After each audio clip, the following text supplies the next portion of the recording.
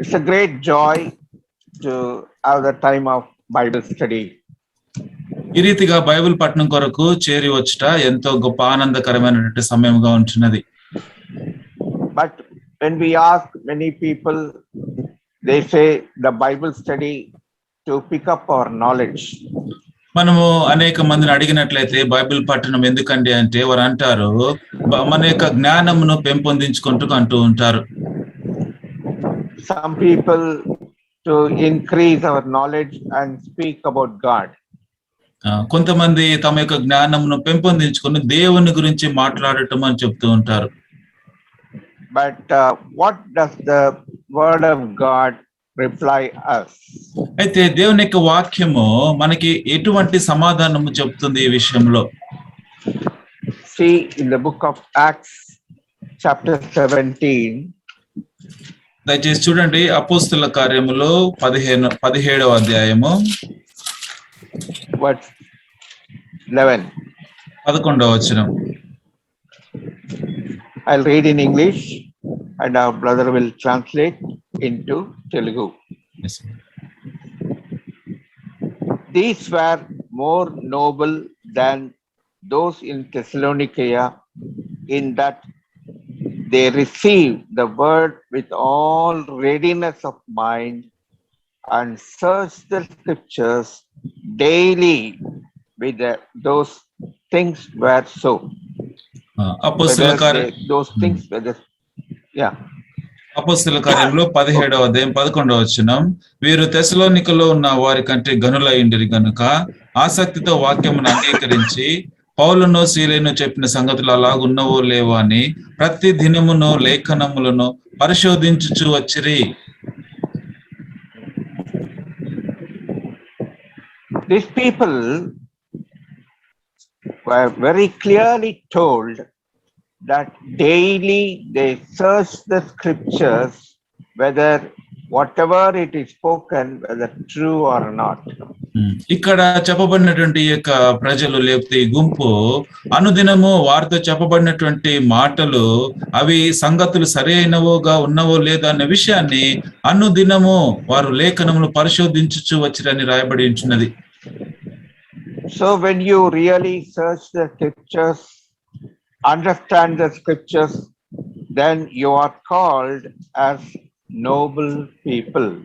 కాబట్టి ఆ రీతిగా చెప్పబడిన సంగతులను లేకపోతే లేఖనములను అనుదినము మనము గ్రహించుకున్నటువంటి వారమై ఆ రీతిగా పరిశోధించినప్పుడు మనము గనులముగా చెప్పబడుతూ ఉంటాం.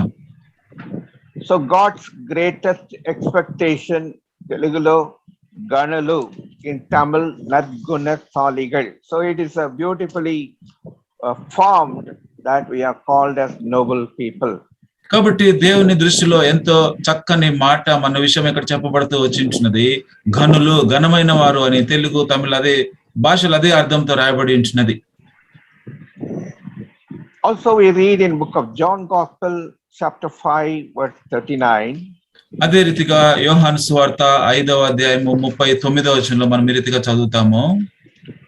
So to save the time, I'll ask our brother to read in Telugu. Yes, సమయాన్ని కాపాటుకే మనము తెలుగులో చదువుకుంటాం. యోహాను సువార్త 5వ అధ్యాయం 39వ వచనం. లేఖనములందు మీకు నిత్య జీవము కలదని తలంచుచు వాటిని పరిశోధించుచున్నారు, అవే నన్ను గూర్చి సాక్ష్యం ఇచ్చుచున్నవి. So the word of God is so clear. Search the scriptures. కాబట్టి లేఖనములను పరిశోధించుడి అని దేవుని యొక్క వాక్యము ఎంతో స్పష్టంగా మనకు తెలియజేస్తూ ఉంటున్నది. Because it has got eternal life. ఎందుకంటే ఈ చెప్పబడిన మాటల్లో దేవుని యొక్క వాక్యంలో నిత్య జీవం ఉండి ఉంటున్నది. And it testifies every time about the Lord Jesus Christ. చెప్పబడిన ఈ దేవుని యొక్క లేఖన భాగంలో అన్ని సమయంలో ప్రతి సందర్భంలో దేవుని యొక్క కుమారుని గురించి సాక్ష్యం ఇస్తూ ఉంటున్నాయి. That's why whenever we read word by word or by fragments or by portions, we must with the earnest heart and understanding heart, Lord speak to me. We have to cry out unto God, Lord speak to me. కాబట్టి ఈ రీతిగా దేవుని యొక్క వాక్య భాగములను దేవుని యొక్క వాక్యపు పఠనములను మనం చదువుతూ ఉన్నప్పుడు ఎంతో యథార్థమైనటువంటి హృదయంతో దేవుని ఎదుట ప్రభువా నీవు నాతో మాట్లాడమని యథార్థముగా దేవుని ఎదుట మనం ప్రార్థించవలసి ఉంటున్నది. I am also practicing like this whenever I read the portion. Unless I understand, I don't move from that place. ప్రియులారా, ఇదే రీతిగా నేను కూడా నా యొక్క దైనందిన జీవితంలో ఆ రీతిగా అనుసరిస్తూ ఉంటున్నాను. నేను చదువుతున్నటువంటి వాక్య భాగము నేను అర్థము చేసుకోకుండా ఆ భాగము నుంచి ముందుకు కదలకుండా ఉంటాను. So every time I pray to God, Lord, speak to me, I may understand and also explain to others. ప్రభువా నాతో మాట్లాడము, నేను అర్థం చేసుకుని ఇతరులకు చెప్పగలుగునట్లు నాకు సహాయం చేయమని ప్రభు చెంత నేను ప్రార్థిస్తూ ఉంటాను. So when Brother Simon was asking me for the Bible study, continuous Bible studies, I was reading in the book of Job, chapter 12, verse 7, 8, 9. సోదరుడు సైమన్ గారు బైబిల్ పఠనము యొక్క కార్యక్రమం కొరకై నన్ను అడిగినప్పుడు నేను ఈ యొక్క వాక్య భాగాన్ని గురించి గుర్తు చేసుకుంటూ వచ్చాను. యోబు గ్రంథము 12వ అధ్యాయము 7వ వచనం 8, 9. 7, 8, 9 వచనములు. Brother, read, brother. యోబు గ్రంథం 12వ అధ్యాయం 7, 8, 9 వచనములు. అయినను మృగములను విచారించుము, అవి మీకు బోధించును. ఆకాశ పక్షులను విచారించుము, అవి నీకు తెలియజేయును. భూమిని గూర్చి ధ్యానించిన ఎడల అది నీకు బోధించును. సముద్రములోని చేపలను నీకు దాన్ని వివరించును.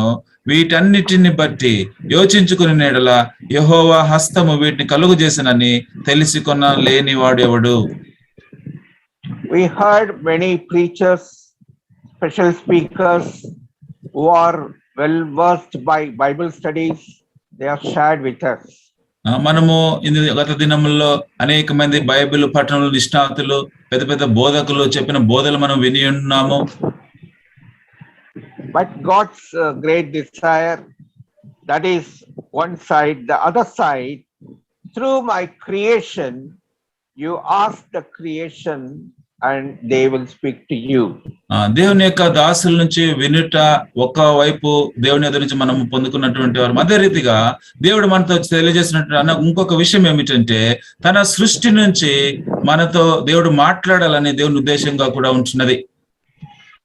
So my time of Bible studies, the creation of God, that is verse 7, speaks of the beast, it speaks of the fowls of the earth, and also speaks of the earth, and it speaks of the fishes of the sea.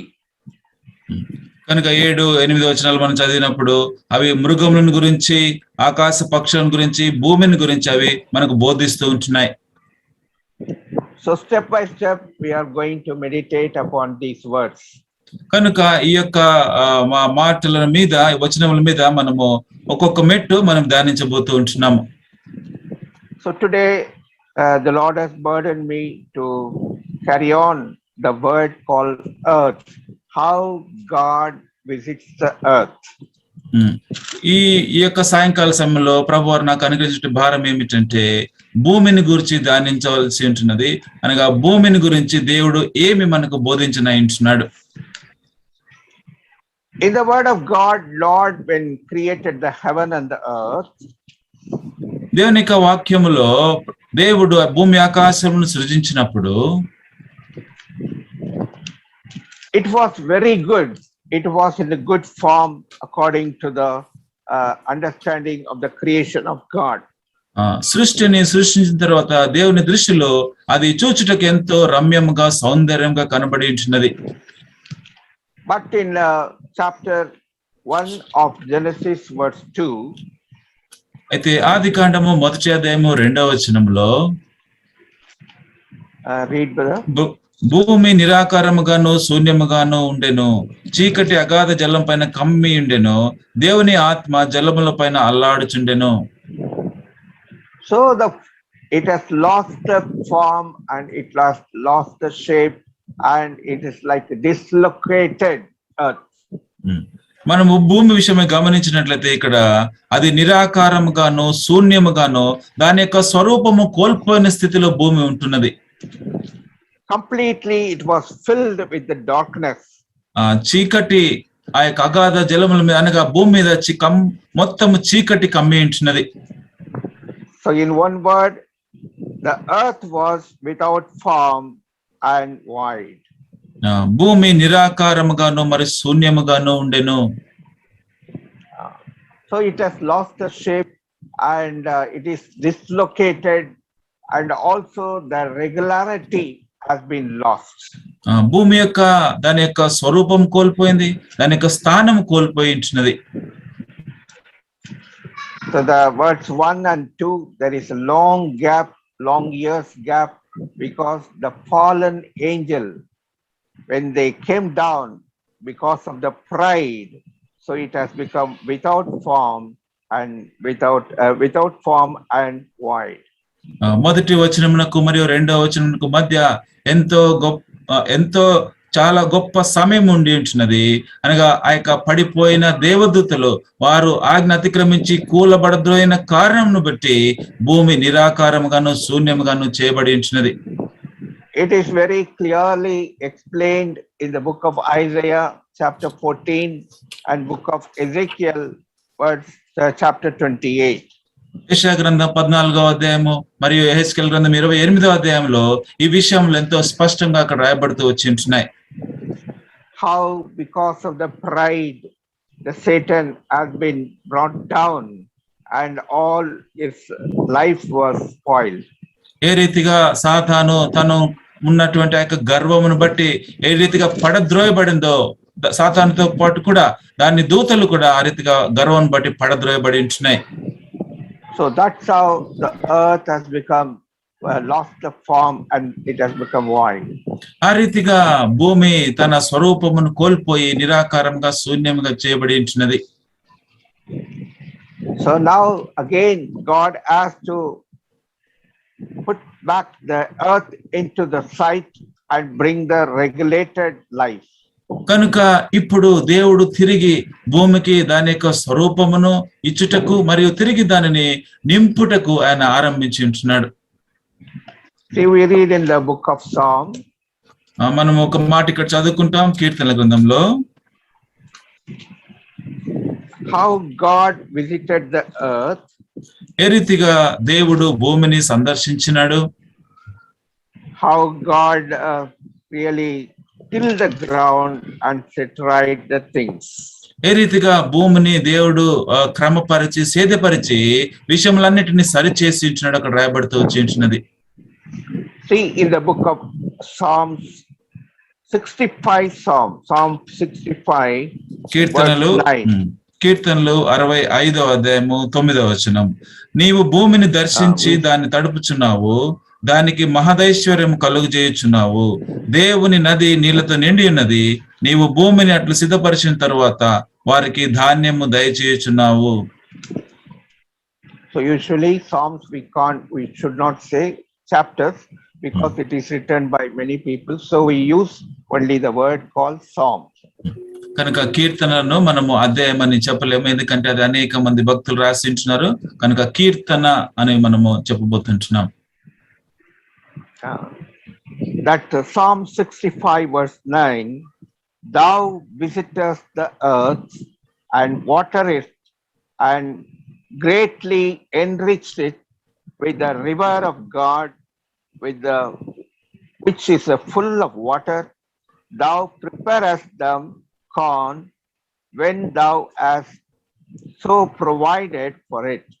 So it is already clearly written, he prepared them, that the land was prepared, the earth was prepared. కనుక ఇక్కడ మనం గమనించినట్లయితే కీర్తనలు 65:9వ చరణంలో దేవుడు భూమిని ఎంతో శ్రద్ధగా ఎంతో నైపుణ్యముగా భూమిని దర్శించి దాన్ని ఆయన సిద్ధపరిచినట్లు అక్కడ మనకు కనబడుతూ ఉంటున్నది. In other words, he tilled the ground. ఇంకొక మాటలో చెప్పాలంటే ఆయన భూమిని సేద్యపరిచి దున్ని సరిచేసి ఉంటున్నాడు. Very good. So he plowed the ground and prepared, and his desire to be, he want to create the things in the earth to bring the glory and the honor to God. కనుక దేవునికి మహిమ ఘనతను తీసుకొచ్చే నిమిత్తమై దేవుడు స్వయముగా భూమిని ఆయన దాన్ని చదును చేసి దున్ని సరిచేసి ఉంటున్నాడు. In that earth only God created man and woman. ఆ రీతిగా సేద్యపరిచినటువంటి సరిచేసిన ఆ భూమి మీద దేవుడు మనుషులను సృష్టించి ఉంటున్నాడు. So there God created beautiful trees and full of flowers and different varieties and made as a garden of Eden. ఆ భూమి మీద దేవుడు ఎంతో సౌందర్యమైనటువంటి చెట్లు, వృక్షములు, ఫల వృక్షములు, ఏదైనా తోటను దేవుడు ఆ భూమి మీద నిర్మించి ఉంటున్నాడు. God asked, you can enjoy everything. దేవుడు సెలవిచ్చినాడు, నీవు దేన్నైనా తినవచ్చును. But he put a full stop, a question mark. Don't touch this tree. Don't eat the fruit that is called good and life of the tree. మంచి చెడు తెలివినిచ్చు ఆ యొక్క వృక్షమును గాని ఆ యొక్క ఫలమును గాని నువ్వు ముట్టకూడదు, తినకూడదని దేవుడు ఒక ప్రశ్నను అక్కడ ఇచ్చి అక్కడ ఒక ఫుల్ స్టాప్ పెట్టి ఉంటున్నాడు. It is the center of the garden. ఆ యొక్క తోటంతటిలో అది మధ్య స్థలంలో ఉంటున్నది. And also he has created another beautiful tree called tree of life. జీవ వృక్షమును అనే మరి యొక్క వృక్షమును కూడా సౌందర్యమైన వృక్షమును కూడా దేవుడు చేసి ఉంటున్నాడు. So last time we started because of some problem in the current and also in the systems, so we could not continue. గతసారి మనం ఆరంభించినాము, అయితే కొన్ని ఎలక్ట్రిసిటీ మరియు ఇంటర్నెట్ ప్రాబ్లమ్స్ వల్ల మనం దాన్ని కొనసాగించలేకపోయి ఉంటున్నాము. So today I am going to speak about a tree. కనుక నేటి దినమున ఆ యొక్క వృక్షము గురించి నేను మాట్లాడబోతున్నాను. So in Job chapter 12 verse 7 and 8, whatever we read, one by one we are going to meditate by the grace of God. దేవుని యొక్క కృపను బట్టి మనము ఒక్కొక్క వచనం ఒక్కొక్క మాటను మనం ధ్యానించబోతుంటున్నాం. ఏదైతే యోబు గ్రంథం 12వ అధ్యాయం 7, 8, 9 వచనాలు మనం చదివించినామో ఆ మాటలన్నీ కూడా మనం ధ్యానించబోతూ ఉంటున్నాం. The Eden of garden, because of the failure and the disobedience of Adam and Eve, the earth has come into the way or the word called curse. Eden తోట మనుషుని యొక్క అవిధేయతను బట్టి, దేవుని యొక్క ఆజ్ఞను అతిక్రమించిన కారణం బట్టి ఏదేను తోట శపింపబడిన స్థానానికి వచ్చి ఉంటున్నది.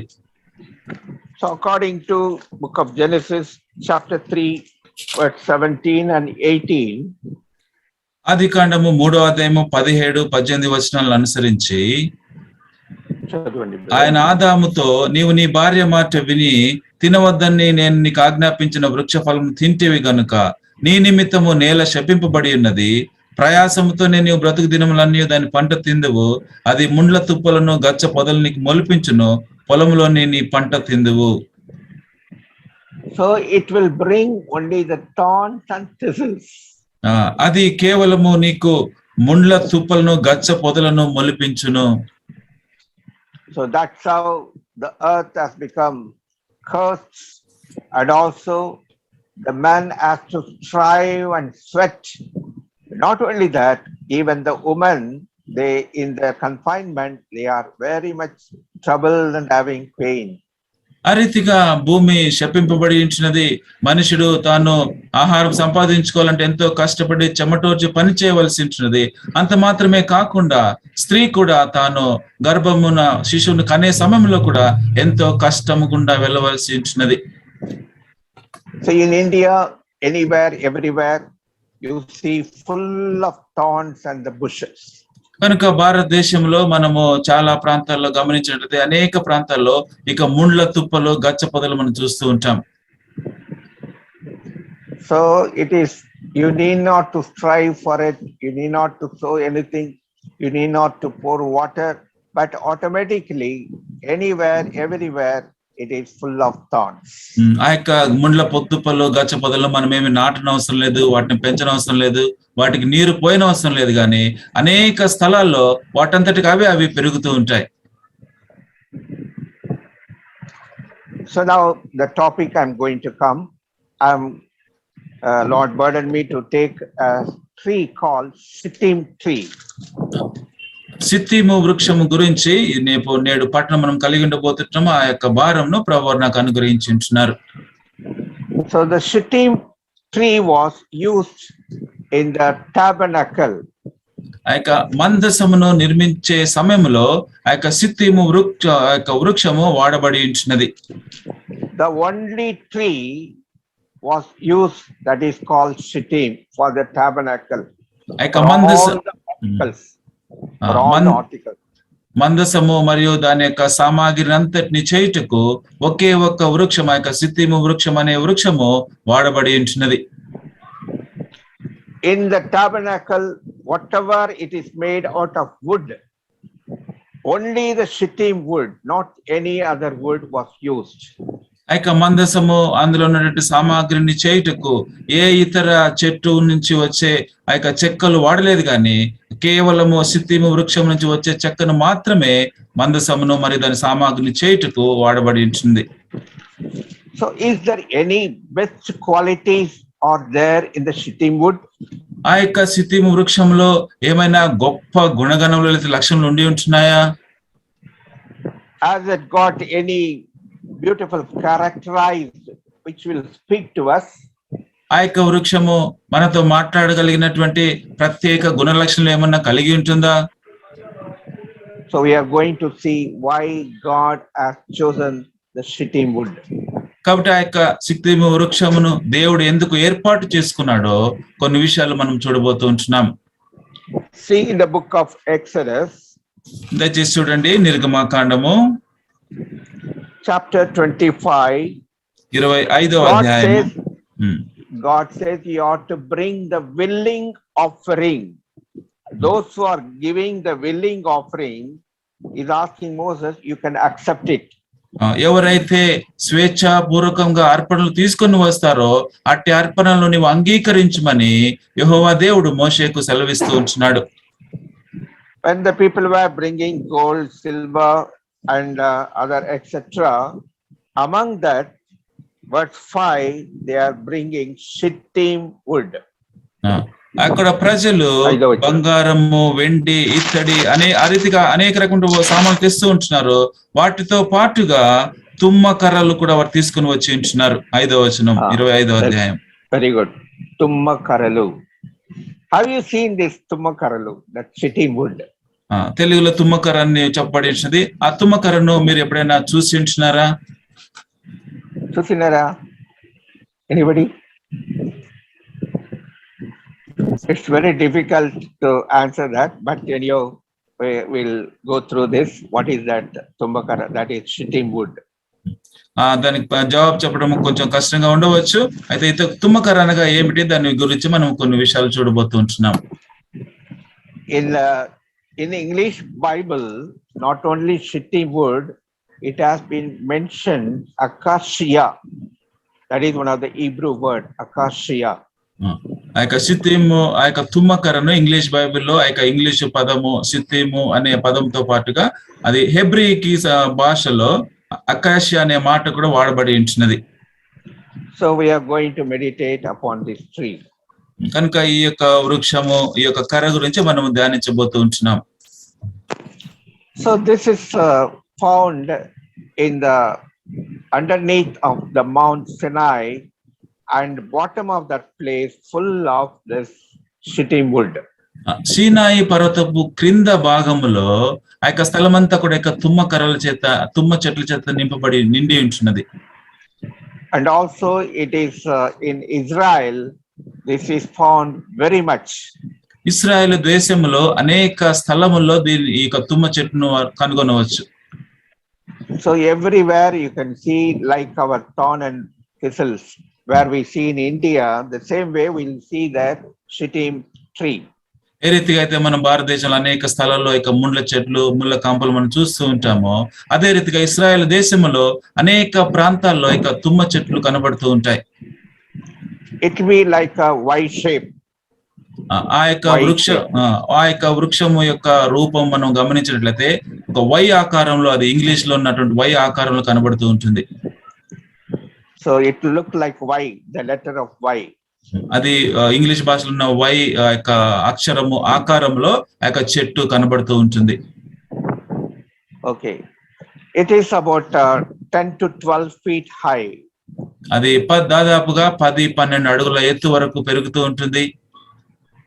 Right from the bottom of the root and also the stem and the branches and the leaves full of thorns. ఆ యొక్క వేరు మొదల నుంచి చూసినట్లయితే కాండము, కొమ్మలు అవన్నీ కూడా ముళ్ళ చేత నింపబడి ఉంటుంది. ఆకులు కూడా ముళ్ళలో ఉంటాయి. ఆకులు, కొమ్మలు, ఆ యొక్క కాండం అంతా కూడా ముళ్ళు ఉంటాయి. So anywhere, everywhere, only the thorns will be visible. కాబట్టి ఆ చెట్టు అంతా చూసినట్లయితే ప్రతి స్థలములో కూడా ముళ్ళ చేత ఆ చెట్టు నిండి ఉంటుంది. See the length of the thorns, it will be half a feet, not inches, half a feet. ఆ యొక్క ముళ్ళు యొక్క పొడుగు దాదాపుగా అర అడుగు ఒక్కొక్క ముళ్ళు పొడుగు ఉంటుంది. So it will be very sharp. ఆ యొక్క ముళ్ళు ఎంతో కొన కలిగి ఎంతో షార్ప్ గా ఉంటుంది. Nobody will go near to that. ఎవరు కూడా ఆ యొక్క ముళ్ళు సమీపానికి వెళ్ళలేరు. Once it pricks the person, he will be poisoned and he will die. ఒకవేళ ఆ యొక్క తుమ్మ ముళ్ళు గాని గుచ్చుకున్నట్లయితే అది విషపూరితంగా మారి ఆ మనిషి చనిపోయే అవకాశం ఉంటుంది. So that tree only bringing the hurting and bringing the wounds and the bleeding. కనుక మనం గమనించినట్లయితే ఆ యొక్క తుమ్మ చెట్టు అది కేవలము మనుషునికి హాని కలిగించే రీతిగా, మనుషునికి నష్టం తెచ్చే రీతిగా అది కనబడుతుంది. And that tree is one day crying, my life has become a curse, my life has become a curse, I am full of thorns, no use to anyone. ఆ చెట్టు ఒకరోజు రీతిగా ఏడుస్తుంది, అయ్యో నా జీవితము ఎంతో దుఃఖకరంగా ఉండిపోయింది, నేను శపించబడిన వాడిగా ఉంటున్నాను, ఎందుకంటే నా యొక్క శరీరం అంతా కూడా ముళ్ళ చేత నింపబడి ఉంది. Whenever the strong wind comes, all by shaking of the leaves or the branches, it hurts itself. That stem part will be hurt and it will come, the milk will come out. బలమైన గాలి వీచినప్పుడు ఆ యొక్క కొమ్మలో ఉన్నటువంటి ముళ్ళు ఆ యొక్క గాలికి ఊగి అవి కాండమునకు గుచ్చుకొని ఆ యొక్క కాండంలో నుంచి నీరు లేదా ఆ యొక్క ఆ యొక్క నీరులాగా కారుతూ అరక దుఃఖిస్తూ ఉంటుంది. So it will be leaking and whatever the water it has got, the tree, it will come out. ఆ రీతిగా ముళ్ళు గుచ్చుకున్నప్పుడు ఆ యొక్క చెట్టుల నుంచి ఆ యొక్క నీరు అనేది బయటికి వస్తూ కారుతూ ఉంటుంది. So it becomes a very tough, very stiffed person or stiffed tree, and it will become very hard. కనుక ఆ యొక్క వృక్షం గురించి మనం చూసినట్లయితే అది ఎంతో కఠినమైన లేదా ఎంతో గట్టి అయినటువంటి కఠినమైన చెట్టుగా మనకి అది కనబడుతూ ఉంటుంది.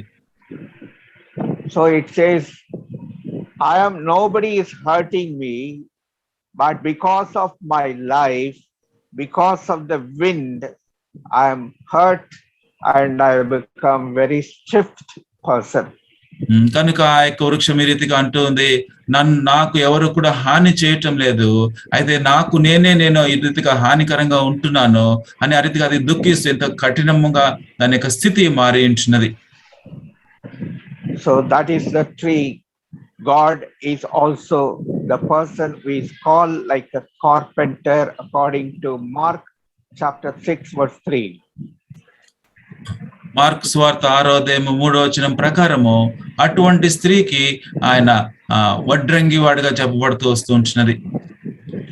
So that వడ్రంగి, that carpenter, now he comes near to the tree are you ready to come to my place and I will change your life?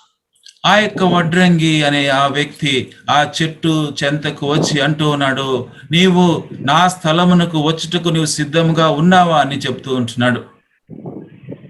So that is why when God was asking, will you come into the house of God as a willing offering? స్వేచ్ఛాపూర్వకపు అర్పణ వలె నీవు దేవుని చెంతకు దేవుని సన్నిధికి వచ్చుటకు నీవు సిద్ధముగా ఉన్నావా అని అడుగుతూ ఉంటున్నాడు. But when the carpenter or the Lord, when he touches that, especially that tree, he will get bleeding, he will be hurt. When he cuts and brings it on the shoulder, it will hurt him terribly and gives him pain. ఆ యొక్క వడ్రంగి ఆ యొక్క చెట్టు చెంతకు వచ్చి దానిని కొట్టి తన భుజం పైన పెట్టుకుని తీసుకుని వెళ్ళినప్పుడు, లేకపోతే దేవుడు ఆ చెట్టు చెంతకు వచ్చి ఆ యొక్క చెట్టుని కొట్టి తన భుజం మీద పెట్టుకుని తీసుకుని వెళ్తూ ఉన్నప్పుడు, స్వయముగా దేవుడే లేకపోతే ఆ యొక్క వడ్రంగి వాడే తన్ను తాను గాయపరుచుకుని ఆ యొక్క చెట్టు ద్వారా తాను గాయములు పొందేవాడుగా ఉంటున్నాడు. In other words, I'll put it in the New Testament how God explains that word. ఆ యొక్క మాటను దేవుడు నూతన నిబంధనలో ఏ రీతిగా చెప్పినాడో నేను ఇంకొక మాటలో మీకు తెలియజేయాలని కోరుతూ ఉంటున్నాను. When Saul, the man who was troubling the Lord's people and taking them as captives and also murdering them, so God was calling Saul, and he was calling him as a Saul. దేవుని ప్రజలను we'll read that word, book of Acts chapter 9 verse 6, 4 and 5. అపోస్తలుల కార్యములో 9వ అధ్యాయము 4-5 వచనంలో ఆ మాట మనం చదువుతాము. అపోస్తలుడు పౌలు గారు ఆయన మారకుండా సౌలుగా ఉన్నప్పుడు ఏ రీతిగా దేవుని ప్రజలను హింసిస్తూ ఆయన వారిని హతమారుస్తున్నటువంటి సమయంలో జరిగినట్టు సందర్భము. అక్కడ 4వ వచనంలో, అప్పుడు అతడు నేల మీద పడి, సౌలా సౌలా నీవేళ నన్ను హింసించుచున్నావని తనతో ఒక స్వరం పలుకుట వినెను. ప్రభువా నీవెవడవని అతడు అడుగగా ఆయన, నీవు హింసించుచున్న యేసును. So it is very clearly said, and he fell to the earth and heard a voice saying unto him, Saul, Saul, why persecute thou me? And he said, who you are, or who art thou? And the Lord said, and I am Jesus whom thou fearest or persecute me. Is it hard for thee to kick against the pricks? అక్కడ ఆ మాట ఎంతో స్పష్టంగా రాయబడి ఉంటున్నది. ఆ పౌలు నేల మీద పడినప్పుడు, సౌలా సౌలా నీవేళ నన్ను హింసించున్నావని తనతో ఒక స్వరం చెప్పుట అతడు వినెను. తర్వాత అతడు ప్రభువా నీవెవడని అతడు అడిగినప్పుడు, నీవు హింసించుచున్న యేసును అని ఆ యొక్క స్వరం ఆయన విని ఉంటున్నాడు. And you prick me.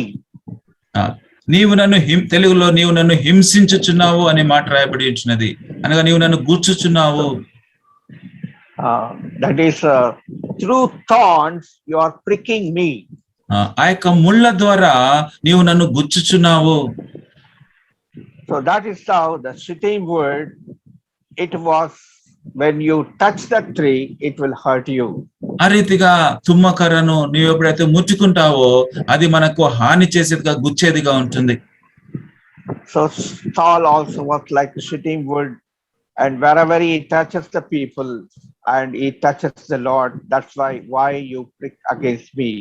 సౌలు కూడా ఆ రీతిగానే ఆ యొక్క తుమ్మ చెట్టు వల్లే ఆ యొక్క ముళ్ళు వల్లే ఉంటున్నాడు. ఎప్పుడైతే ప్రజలను ఆ యొక్క సౌలు ముట్టుకున్నాడో తుమ్మ ముళ్ళు వల్లే గుచ్చినాడు. కనుక ప్రభు వారు అంటూ ఉన్నారు, నీవేళ నన్ను గుచ్చుచున్నావు, నీవేళ నన్ను హింసించుచున్నావు. So now after talking to the sitting wood, now is bringing to the place where the carpentry workshop, that is the house of God. ఆ రీతిగా తుమ్మకర్ర గురించి చెప్పిన తరువాత ఆ యొక్క తుమ్మకర్రను ఆ యొక్క వడ్రంగి స్థలమునకు అనగా దేవుని యొక్క సన్నిధికి, దేవుని యొక్క ఇంటికి దాన్ని తీసుకుని వస్తూ ఉన్నాడు. So God is going to give a real shape to that wood. ఆ యొక్క కర్రకు సరైన రూపము ఇవ్వాలని దేవుడు కోరి ఉంటున్నాడు. So in few verses, I'll give you the reference so that we may understand how God loves the person who ఏ రీతి pricks against him. ప్రభు వారికి వ్యతిరేకంగా ప్రభు వారిని గుచ్చే వ్యక్తులను గురించి ఏ రీతిగా దేవుడు వారి విషయమై ప్రేమిస్తూ ఉంటున్నాడు, తన ప్రేమను చూపిస్తున్నాడో దానికి సంబంధించి కొన్ని వచనంలో మీకు తెలియజేయాలని కోరుతూ ఉంటున్నాను. In book of Exodus chapter 31. నిర్గమకాండము 31వ అధ్యాయము. Book of Exodus chapter 31. నిర్గమకాండము 31వ అధ్యాయము. Can you read verse 1 to 5? Yes. మొదటి 5 వచనాలు మనం చదువుకుంటాం. మరియు యెహోవా మోషేతో ఇట్లా నేను చూడుము, నేను యూదా గోత్రములో ఊరు మనవడును ఊరు కుమారుడైన బెసలేలు అని పేరు గల వారిని పిలిచి తిని విచిత్రమైన పనులను కల్పించుటకును బంగారుతోను వెండితోను ఇత్తడితోను పని చేయుటకును పొదుగుట్టుగా రత్నములను సానబెట్టుటకు కర్రను కోసి చెక్కుటకును సమస్త విధములైన పనులను చేయుటకును జ్ఞాన విద్య వివేకములను సమస్తమైన పనుల నేర్పును వానికి కలుగునట్లు వానిని దేవుని ఆత్మపూర్ణునిగా చేసి ఉన్నాను. So he is preparing a person called Bezaleel. కనుక దేవుడు బెసలేలు అనే వ్యక్తిని ఆయన సిద్ధపరిచి ఉంటున్నాడు. So this Bezaleel knows all the workmanship and in carving the timber to work in all manner workmanship. కనుక ఇక బెసలేలు అనేటువంటి వ్యక్తి అన్ని పనుల్లో వడ్రంగి పనులలో మరియు యొక్క రత్నములు పొద్దుగా సానబెట్టే పనులలో వీటన్నిటి పనుల్లో కూడా నిపుణుడుగా అయి ఉంటున్నాడు. Bezaleel means is in the shadow of God. బెసలేలు అనగా అర్థం ఏమిటంటే దేవుని యొక్క నీడలో ఉన్నవాడు. So the person who is suffering, God wanted to bring as an almighty God and under his shade according to Psalm 91 verse 1. కనుక కీర్తన 91:5 ప్రకారము ఆ యొక్క బాధలో 91 verse 1. కీర్తనలో 91:1 ప్రకారము బాధల్లో లేక దుఃఖంలో ఉన్నటువంటి వ్యక్తిని దేవుడు తన చెంతకు తీసుకొని వస్తూ ఉంటున్నాడు. So when you come under the shadow of God, you become a blessed person. దేవుని యొక్క నివాస స్థానమునకు లేదా దేవుని యొక్క స్థలమునకు నీవు వచ్చినప్పుడు తీసుకొని రాబడినప్పుడు నీవు ధన్యుడవు. So a carpenter, if you know the carpenter and the works, what are the materials which he uses to bring the ugly into beautiful? ఆ యొక్క కార్పెంటర్ క్షమించండి వడ్రంగి వాడు ఆ యొక్క తన పని చేసే నిమిత్తమై ఏ మాత్రం ఆకారం లేనటువంటి చెక్కను సరైన ఆకారంలోకి తీసుకొని వచ్చుటకు ఎటువంటి పనిముట్లు సామాగ్రిని వడ్రంగి వాడు వాడుతూ ఉంటాడు. So you can clear it. Sometimes he has to use the hammer, and sometimes he has to use the chisel, sometimes he has to use the saw. And the sharpening, all the rough things will be sharpening, use the sharpening instrument and it will become very smooth. And like that, all preparation used accordingly in the life of carpenter. ఆ రీతిగా వడ్రంగి వాడు తన చేతులతో తన ఎద్దు ఉన్నటువంటి సామాగ్రి రంపము తర్వాత సుత్తి ఆ యొక్క చెక్కను చెక్కేటువంటి సాధనాలు అదిగా పదునైనటువంటి వస్తువులు వాటన్నిటిని ఆ రీతిగా అన్ని పనిముట్లను వాడి ఎంతో నిరావస్థలో లేకపోతే ఆకారం లేనటువంటి నిరాకారంలో ఉన్నటువంటి ఆ యొక్క చెక్కను దాన్ని కట్ చేసి సరిచేసి సరైన ఆకారంలోనికి తీసుకొని వచ్చేవాడుగా ఉంటాడు. So that tree, the shittim wood will cry, "Oh carpenter, what you are doing? I am having a lot of pain when you are removing my nails, when you are sharpening my place of the rough places, when you are cutting in the saw, when you are using the chisel, when you are using the hammers to join, when you are using the hammers, I am having a lot of pain. What is that?"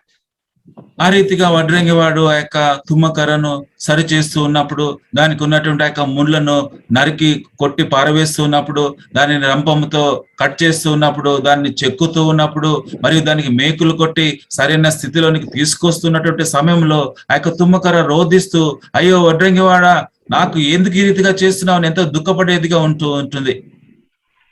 He said, wait, I'm going to make a beautiful which will be used in the house of God.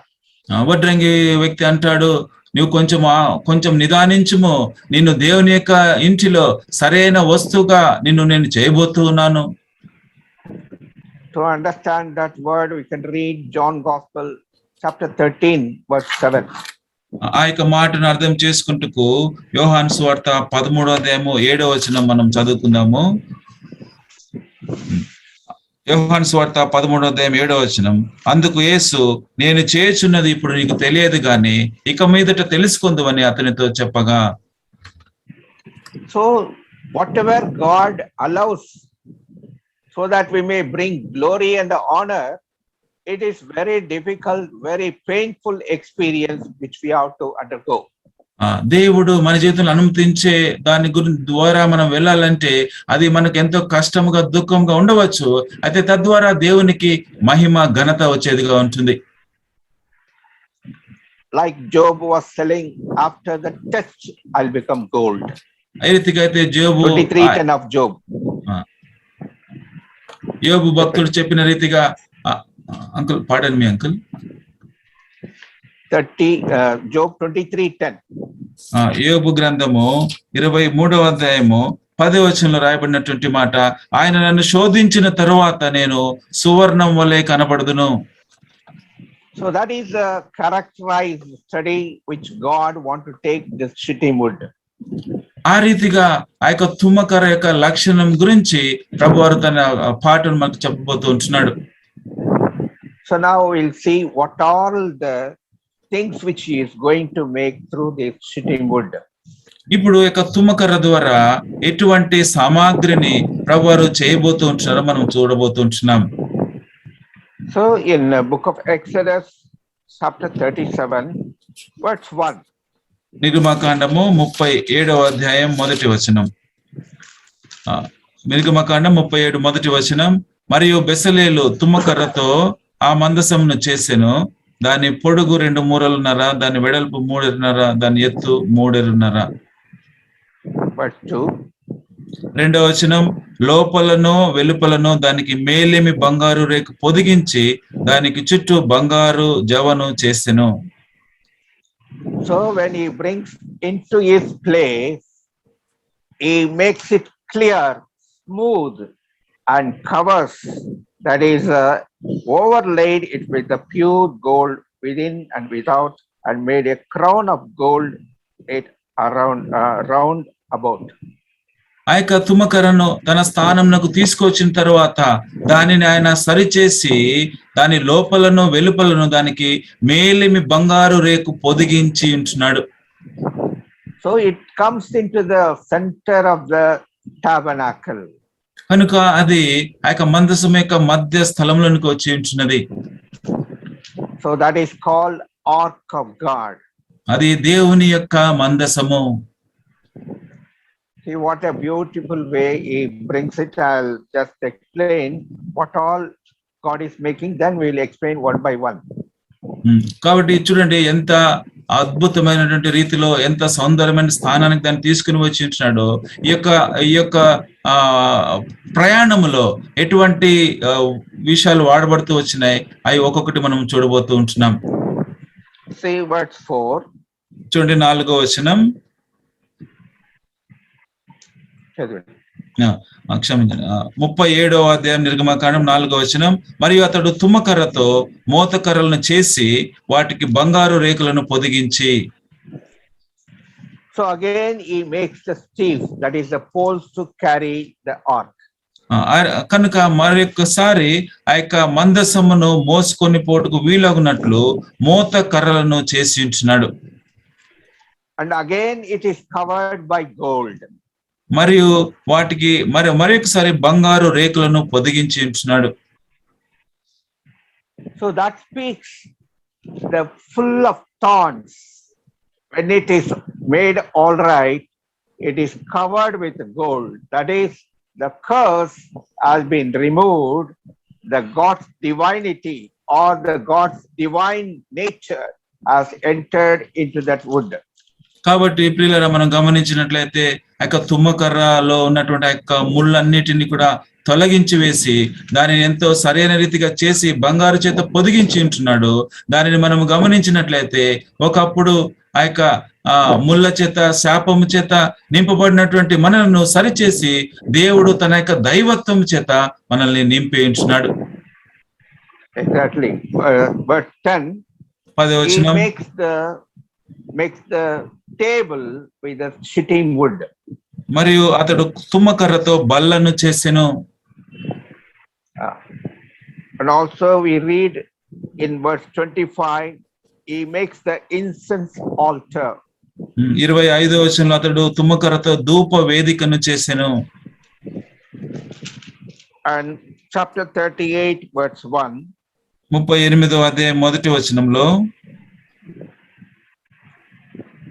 he makes the altar of the burnt offering. అతడు తుమ్మకర్రతో దహన బలిపీఠమును చేసెను. So he makes the altar. కనుక ఆయన బలిపీఠమును చేసి ఉంటున్నాడు. Where you bring all the burnt offerings. అక్కడికి అన్ని అర్పణలు బలి అర్పణలు తీసుకొచ్చేటువంటి స్థలమునకు. See, all the planks and the boards, also what are the wooden things which are made in the tabernacle, it is only the shittim wood. No other wood was used. కాబట్టి మనం అక్కడ గమనించినట్లయితే ఆ యొక్క దహన బలిపీఠం, ఆ యొక్క మందసము చెంత ఉన్నటువంటి సామాగ్రి అంతటిని చేయుటకు కేవలము తుమ్మకర్ర మాత్రమే వాడబడింది. మరి ఏ ఇతర కర్ర గాని చెట్టు గాని వాడబడలేదు. So all the wood items are made means God has some purpose on the shittim wood. కనుక అక్కడ ఉన్నటువంటి సామాగ్రి అంతటిని తుమ్మకర్ర చేత చేయబడినవి అనగా దేవునికి ఒక ప్రత్యేకమైన ఉద్దేశము దేవుడు కలిగి ఉంటున్నాడు. By disobedience we also come under the name called shittim. Shittim means full of thorns. ఆ యొక్క తుమ్మకర్ర అనగా ముళ్ళ చేత నింపబడింది. దేవునికి అవిధేయత చూపించడం ద్వారా మనమందరము కూడా ఆ యొక్క తుమ్మకర్ర వంటి స్థితిలో ఉన్నటువంటి వారము. When you are cursed, when you are full of sin, when you are allowing the wounds to come because of your character, because of your nature, nobody will love you.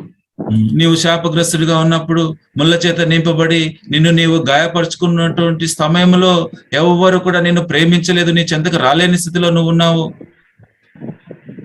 There are many people who cry, "Oh unto me, who shall save my life?" అయ్యో నన్ను ఎవరు రక్షింపగలరు, నాకు శాపము తగులును గాక, నన్ను ఎవరు రక్షింపగలరు అని అరిచే వాళ్ళు ఉంటున్నారు. Here God cries out, "Will you come? Will you offer yourself? I want to make you a blessed person, useful person, and useful to God and useful to God's house." నిన్ను నీవు నాకు అర్పించుకొనగలవా, నిన్ను నేను ప్రయోజకుడిగా చేయాలని కోరుతూ ఉంటున్నాను. నిన్ను దేవుని మందిరంలో, దేవుని ఇంటిలో ఒక ప్రయోజనకరమైనటువంటి వస్తువుగా, ప్రయోజనకరమైనటువంటి వ్యక్తిగానే నిన్ను చేయాలని కోరుతూ ఉంటున్నానని ప్రభు చెప్తూ ఉంటున్నాడు. So now we'll come back to 37 of Exodus. Is making out of shittim wood the ark. ఇక్కడ మనం తిరిగి మన యొక్క భాగానికి వద్దాం. నిర్గమకాండము 37వ అధ్యాయంలో తుమ్మకర్రతో ఆయన మందసమును చేస్తూ ఉంటున్నాడు. The ark speaks of the presence of God. ఆ యొక్క మందసము దేవుని యొక్క దేవుని యొక్క ప్రత్యక్షతను చూపిస్తూ ఉంటున్నది. So we feel the presence of God by coming or made as the ark. కనుక ఆ యొక్క మందసము వచ్చినటువంటి ఆ యొక్క స్థలము లేదా మందసం ఉన్నటువంటి ఆ యొక్క ప్రాంతము దేవుని యొక్క సన్నిధిని సూచిస్తూ ఉంది. See, what do we find in the mandasamu or the ark? ఆ యొక్క మందసములో మనము ఏమి కనుగొనగలము? See, in book of Hebrews chapter 9, verse 4. దయచేసి చూడండి హెబ్రీలకు రాసిన పత్రిక 9వ అధ్యాయం 4వ వచనం. Book of Hebrews, chapter 9, verse 4. Hebrew 9:4 అందులో సువర్ణ ధూపార్తియు అంతటను బంగారు రేకులతో తాపబడిన నిబంధన మందసం ఉండెను. ఆ మందసములో మన్నాగల బంగారు పాత్రయు చిగిరించిన అహరోను చేతికర్రయు నిబంధన పలకలను ఉండెను. What a wonderful way God has provided and God has brought, wherein was the golden pot that had manna and Aaron's rod that budded and the tables of the covenant. ఎంతో అద్భుతమైన రీతిలో ఆ యొక్క మందసంలోనికి దేవుడు ఆ యొక్క సువర్ణ ధూపార్తి బంగారు రేకులతో తాపబడిన నిబంధన మందసము మన్నాగల బంగారు పాత్ర అవన్నీ కూడా మందసంలో దేవుడు ఉంచి ఉంటున్నాడు. Manna speaks of God's powerful living word of God. మన్నా అనగా ఎంతో శక్తి కలిగినటువంటి జీవము గల దేవుని యొక్క వాక్యమును సూచిస్తూ ఉంది. What a blessed life we are come under the shadow of God, receiving the word of God, and we are come unto the life of living. దేవుని యొక్క సన్నిధిలోనికి దేవుని యొక్క ఆశ్రయ స్థానంలోనికి వచ్చి దేవుని యొక్క ఆ యొక్క జీవపు మాటలను గ్రహించే ఎంత గొప్ప భాగ్యాన్ని మనము పొందుకొని ఉంటున్నాము. So that's why the priests, we are called as the priests and the kings. ఈ కారణం expect the word of God in us. ఈ కారణం బట్టి మనము యాజకులము దేవుని యొక్క రాజులైన యాజకులుగా మనము చేయబడి ఉంటున్నాము. Because in the book of Malachi, the people will search in the life of the priest and the word of God, the Bible in their mouth. మలాకి గ్రంథంలో చూసినట్లయితే యొక్క యాజకుల చెంత దేవుని యొక్క మాటలను అనగా బైబిల్ గ్రంథమును దేవుని యొక్క మాటలను వెదికేవారుగా ఉంటున్నారు. So what a blessed person. కనుక ప్రియులారా ఆ వ్యక్తి ఎంత ఆశీర్వదించబడినటువంటి వ్యక్తిగా ఉంటున్నాడు. So the word of God says it has got life, it brings the reviving spirit, it brings out the dead person into the life. దేవుని యొక్క వాక్యములో జీవం ఉంటున్నది. ఆ యొక్క జీవ వాక్యము చనిపోయిన వ్యక్తిని తిరిగి జీవింపజేయగల శక్తి కలిగి ఉంటున్నది. It speaks like Lazarus, come out, and he has come from sepulchre and he came alive. What a beautiful way the word speaks to us. ఎంత అద్భుతమైన రీతిలో దేవుని యొక్క వాక్యం మనతో మాట్లాడుతూ ఉంటున్నది. ఆ వాక్యం ఈ రీతిగా సెలవిచ్చింది, లాజరు బయటికి రమ్ము అని చెప్పగానే ఆ యొక్క సమాధిలో ఉన్నటువంటి ఆ యొక్క లాజరు తిరిగి జీవం పొందుకొని బయటికి వచ్చి ఉంటున్నాడు. That's why we have the Bible studies regularly, why we are in the churches, because only the word of God will revive us. ఈ కారణం బట్టే మన స్థలాల్లో మందిరాల్లో దేవుని యొక్క పఠనను మనం ఎప్పుడు కలిగి ఉంటాం. ఎందుకంటే దేవుని యొక్క వాక్యము మనల్ని జీవింపచేస్తుంది. And it brings you back from far to near. ఎంతో దూరస్తులుగా ఉన్నటువంటి మనలను దేవుని యొక్క వాక్యము సమీపస్తులుగా చేస్తుంది. It convicts of our sin and the downfall and bring us back and lifts us up into the throne life. పడిపోయిన మన స్థితిని, మన పాపపు స్థితిని ఒప్పుకోజేసి మనల్ని తిరిగి నిలబెట్టి ఆ యొక్క జీవం గల స్థితిలోనికి మనల్ని చేసేదిగా దేవుని వాక్యం ఉంటున్నది. Just for one example, Psalm 119 verse 50. ఒక ఉదాహరణ మాట మనం చదువుకున్నట్లయితే కీర్తనలు 119 115వ చరణం. Psalm 119 verse 50. క్షమించండి, కీర్తనలు 119 50వ చరణం. నీ వాక్యము నన్ను బ్రతికించి ఉన్నది, నా బాధలో ఇదే నాకు నెమ్మది కలిగించుచున్నది. బతికించింది, నెమ్మది కలిగింది. What a beautiful word. పిల్లరా, ఎంత అద్భుతమైన మాట.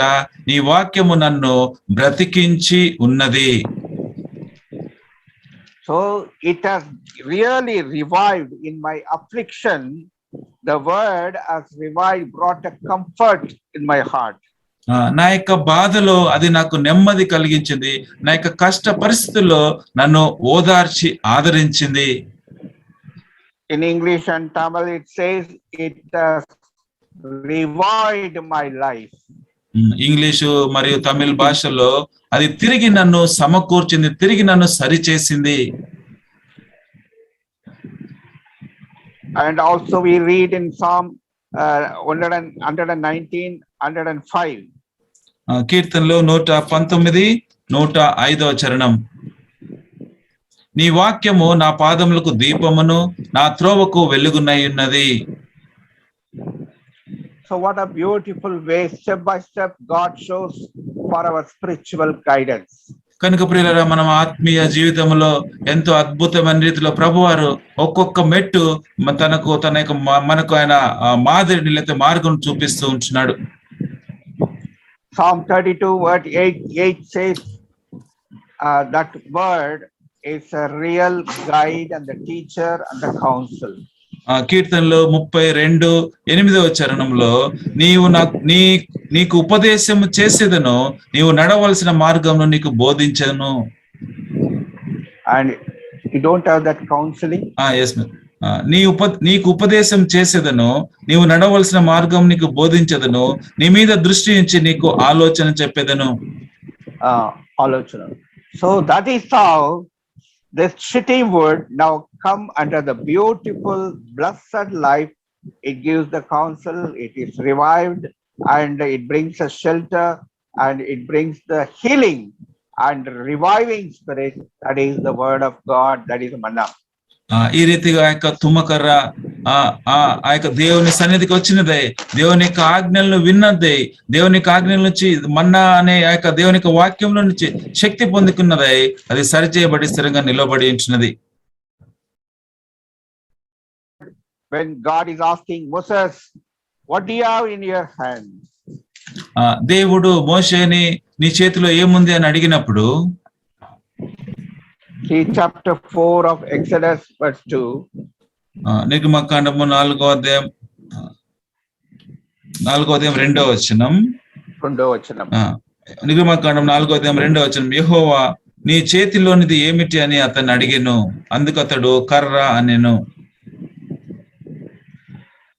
See the same karra, that same rod, in verse 20, it has become the rod of God.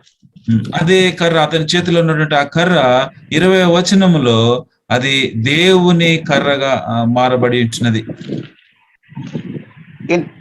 In Numbers chapter 16, when it is presented or kept in the presence of God, సంఖ్యాకాండము 16వ అధ్యాయంలో ఆ యొక్క కర్ర దేవుని యొక్క సన్నిధిలో ఉంచబడినప్పుడు,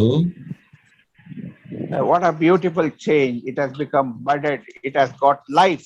The dead rod has become a living rod. ఆ యొక్క మృతమైన స్థితిలో ఉన్నటువంటి ఆ కర్ర ప్రాణం పొందుకుని ప్రాణం పొందిన కర్రగా మార్చబడి ఉంటుంది అద్భుతమైన రీతిలో. And that's how, that is chapter 17 of Numbers. అది సంఖ్యాకాండము 17వ అధ్యాయంలో verse 6, 7, 8 and 9. So it is become a budded rod, a empty or just rod has become full of life, and it is budded rod. సంఖ్యాకాండము 17వ అధ్యాయము 6, 7, 8 వచనాల్లో ఆ యొక్క జీవము లేని మృతమైన స్థితిలో లాగా ఉన్నటువంటి ఆ యొక్క కర్ర అది జీవము పొంది చిగిరిచిన కర్ర వల్లే మార్చబడి ఉంటున్నది. So that's why it speaks, that is the presence of God. When you are coming into the presence of God, you'll have a glorious change, bring glory to God. అది దేవుని యొక్క సన్నిధి యొక్క ఆ యొక్క బలంను లేకపోతే దాన్ని సూచిస్తుంది. ఏంటంటే ఎప్పుడైతే మనము దేవుని యొక్క సన్నిధికి వస్తామో అప్పుడు మనం అద్భుతమైన రీతిలో మార్చబడి మహిమను తెచ్చే వరంగా మార్చబడుతుంటాం. And thirdly, the commands of the Lord was kept in that ark. మూడవదిగా దేవుని యొక్క ఆజ్ఞలు ఆ యొక్క మందసంలో ఉంచబడి ఉంటున్నాయి.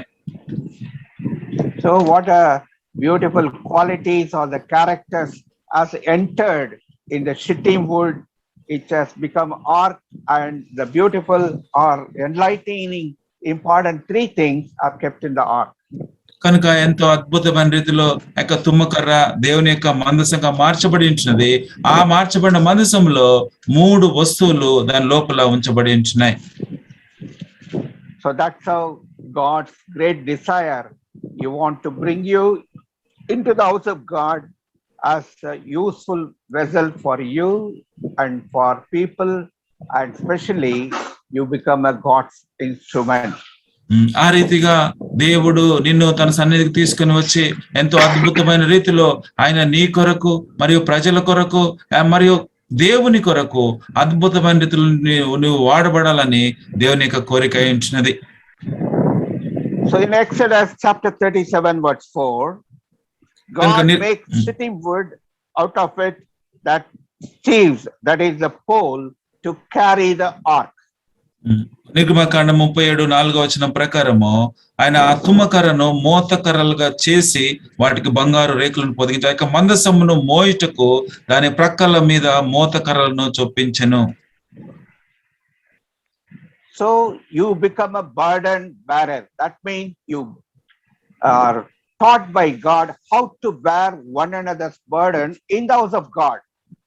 కనుక ఈ రీతిగా ఇతరుల భారములు ఏ రీతిగా మోయగలమో అది నేర్పించుటకు దేవుని యొక్క సన్నిధిలో ఇతరుల భారములను ఏ రీతిగా మోయాలో మనకి దేవుని యొక్క మందిరంలో బోధించబడుతూ ఉంటున్నది. When somebody becomes sick or some joyous occasion, whatever it may be, negative or positive, you'll be involved as the staves or as like a poles. మన తోటి వారు దుఃఖంలో బాధలో ఉన్నప్పటికీ లేకపోతే వారు సంతోషంలో ఉన్నప్పటికీ పరిస్థితి ఏదైనప్పటికీ కూడా అటు వారికి సహాయకరంగా ఉన్నట్లు ఒక చేతి కర్రలుగా దేవుడు మార్చి సహాయం చేయవారుగా చేసి ఉంటున్నాడు. In Mark Gospel chapter 2, the palsy man, when he was carried by 4 people, God saw their faith, how they brought in, and God healed that man. Marks వార్త 2వ అధ్యాయంలో ఆ యొక్క పక్షవాయువు గల వానిని మోసుకుని వచ్చినటువంటి ఆ యొక్క మనుషుల యొక్క విశ్వాసంను చూచి ప్రభువారు ఆ వ్యక్తిని స్వస్థపరిచి ఉంటున్నాడు. Actually they are carrying him. నిజంగా గమనించినట్లయితే ఆ వ్యక్తులు అతన్ని మోసుకుని వచ్చి ఉంటున్నారు. So that is why the staves or the poles are speaking toward how we bear one another, how we help one another, how we take care one another in the house of God. ఆ రీతిగా ఆ యొక్క మోతకర్రలు ఏ రీతిగా దేవుని యొక్క మందిరములో మన తోటి వారికి మనం ఏ రీతిగా సహాయకరంగా ఉండగలమో ఏ రీతిగా తోటి వారికి సహాయపడగలమనే విషయాన్ని ఆ మోతకర్రలు మనకు తెలియజేస్తూ ఉంటున్నాయి. And also we read in book of Exodus chapter 37 verse 10, Lord makes through this wood the table. అదే నిర్గమకాండం 37:10 మరియు దేవుడు ఆ యొక్క తుమ్మకర్రతో బల్లను చేసెను. At that time of Lord's table we speak of the fellowship, that is a table. ఆ యొక్క బల్ల సమయంలో మనము సహవాసం గురించి మాట్లాడుతూ చూస్తూ ఉంటాం. See, it is show bread was kept on the table forever and ever. ఆ యొక్క నిబంధన ఆ యొక్క బల్ల ఎన్నటికి కూడా ఆ యొక్క మందసంలో పెట్టబడి ఉంటున్నది. What is that? We read in 25:30 of Exodus. నిర్గమకాండము 25వ అధ్యాయం 30వ వచనం. Show bread.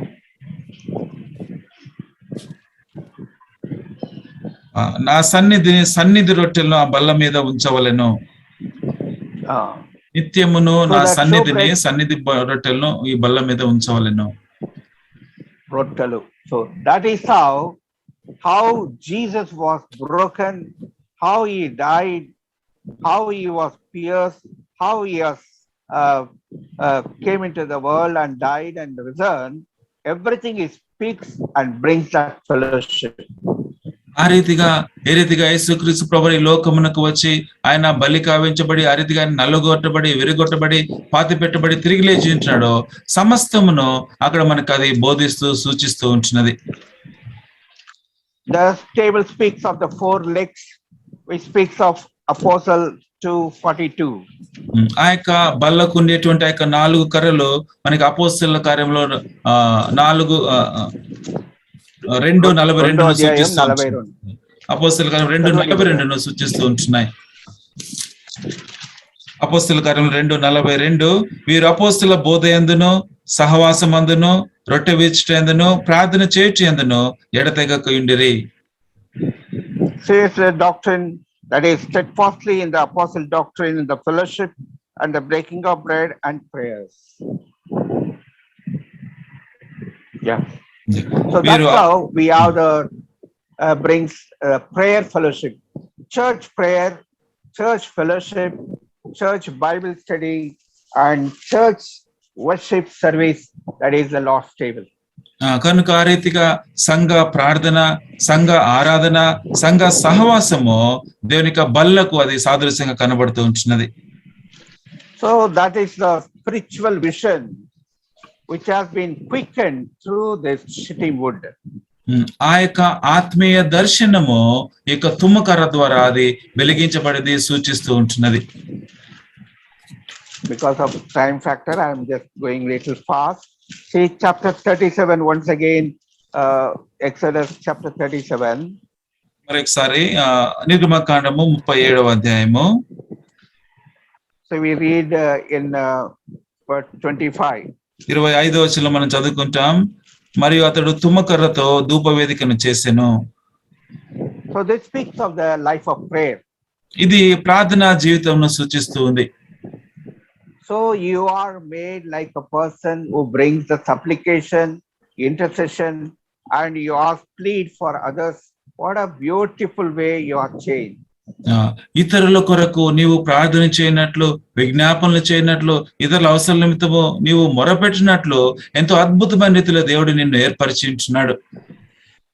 In verse 26 again it is covered with the gold. 26వ వచనంలో మనం గమనించట్లయితే అది బంగారు రేకుల చేత పొదిగించి దాని చుట్టూ బంగారు జవను చేసెను. So everywhere he covers the thorns and puts the gold. That means the curse has been changed and the God of divinity, that is the divine nature, has come into that. That's why you are called for the divine nature. We read in the Peter. కనుక మనం ఇక్కడ గమనించినట్లయితే ఆ ముళ్ళు ఉన్నటువంటి ప్రతి స్థలంను చెక్కివేసి ముళ్ళును తీసివేసి బంగారు చేత పొదిగించబడి ఉంటున్నది. ఆ రీతిగా మృతమైన స్థితిలో, పనికిరాని స్థితిలో ఉన్నటువంటి మనలను దేవుడు తన సన్నిధి తీసుకుని వచ్చి మన యొక్క స్వరూపమును మార్చివేసి ఆయన దైవత్వమును మనకు పొదిగింపజేసి ఉంటున్నాడు. దేవుని యొక్క స్వరూపం నుండి వచ్చిన వారు అనేటువంటి మాట పేతురు పత్రికలో మనం చూస్తూ ఉంటున్నాం. Chapter 38 of Exodus verse 1. నిర్గమకాండము 38 మొదటి వచనం. మరియు అతడు తుమ్మకర్రతో దహన బలిపీఠమును చేసెను. The altar of the burnt offering. దహన బలిపీఠము. So what a way. So Abraham and Job says, Lord, I come as the ash and the dust in the presence of God. Abraham మరియు యోబు అంటారు, దేవుని యొక్క సన్నిధిలో మేము ఒక బూడిద వలె ఉండి ఉంటున్నాము, వచ్చి ఉంటున్నాము. In book of Genesis chapter 18. ఆది కాండము 18వ అధ్యాయము. Book of Genesis chapter 18 verse 22. ఆది కాండము 18:22వ వచనం. ఆ మనుషులు అక్కడి నుండి తిరిగి సొదొమ వైపుగా వెళ్ళిరి. అబ్రహాము ఇంకను యెహోవా సన్నిధిని నిలుచుండెను. 27వ వచనం. అందుకు అబ్రహాము, ఇదిగో ధూళియు బూడిదనైన నేను ప్రభువుతో మాట్లాడ తెగించుచున్నాను. When he stood before God, he understood that I become dust, I become ash, that is the burnt offering. Abraham దేవుని ఎదుట నిలబడినప్పుడు తాను ధూళియు మరియు బూడిదతో సమానంగా తాను గుర్తించుకున్నాడు. అది దహన బలిగా కనబడుతూ ఉంటున్నది. All the wood items, when it is burnt, it become ash. All the things which is the dust, they're strong, maybe like strong stones, big stones in the mountains. when it is broken, when it's taken to the crushing place, and it has become dust. ఆ యొక్క చెక్కలన్నీ కూడా ఒకవేళ వృక్షం కాల్చబడినప్పుడు అవన్నీ కూడా బూడిదగా మార్చబడతాయి. అదే రీతిగా పర్వతంలో ఉన్నటువంటి పెద్ద పెద్ద బండరాళ్ళు అవి కట్ చేసి లేకపోతే ఆ యొక్క స్థలం తీసుకొని వెళ్ళినప్పుడు అవి దుమ్ము ధూళి వల్లే బూడిద వల్ల మారిపోతాయి. So that's how God prepares the shittim wood in the house of God, uses for his glory. And he says in book of Isaiah chapter 43 verse 7. యెషయా గ్రంథం 43వ అధ్యాయం 7వ వచనం. చదవండి. యెషయా గ్రంథం 43వ అధ్యాయం 7వ వచనం. నా మహిమ నిమిత్తము నేను సృజించిన వారిని, నా నామం పెట్టబడిన వారిని అందరినీ తెప్పించుము. నేనే వారిని కలుగజేసి వారిని పుట్టించిన వాడని నేనే. What a beautiful word. ఎంత అద్భుతమైనటువంటి మాట ఇది. That is the great desire of a man who is called as shittim wood. ఆ యొక్క తుమ్మకరగా పిలువబడినటువంటి మనిషిని యొక్క గొప్ప కోరిక ఇదే ఉంటున్నది. May the Lord help us to understand these words, continue to read, search the scriptures, how God speaks to us through this wood, that is a tree, shittim wood. ఈ రీతిగా ఏక తుమ్మకరతో ఏ రీతిగా దేవుడు మనం మార్చింటున్నాడో ఈ విషయంలన్నిటిని కూడా మనము గ్రహించినట్లు మరియు లేఖలను పరిశోధించి అర్థం చేసుకున్నట్లు ప్రభువారు మనకి సహాయం చేయను గాక.